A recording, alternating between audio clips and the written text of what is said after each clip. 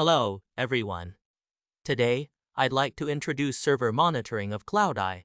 Server monitoring consists of basic monitoring, OS monitoring, and process monitoring for both ECS and BMS. You can use server monitoring to collect OS metrics, check server resource usage, and review monitored data during troubleshooting. After you create an alarm notification for a specified resource on the server monitoring page, SMN will notify you of any cloud resource exception in real time.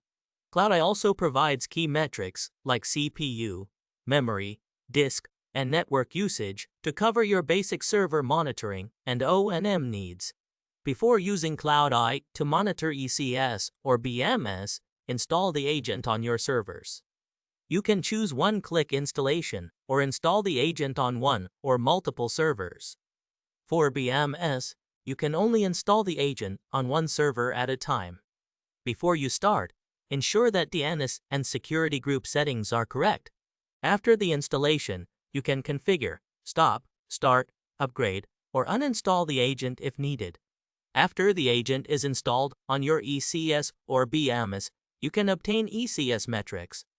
On the Management Console, you can view server metrics and view the raw or aggregated data of a metric.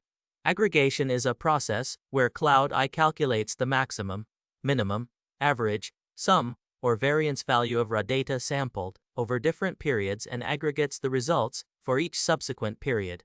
And the server monitoring page, you can create alarm rules and configure alarm notifications for specific resources.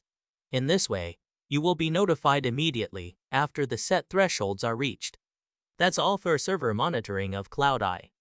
For more information, visit Huawei Cloud Help Center.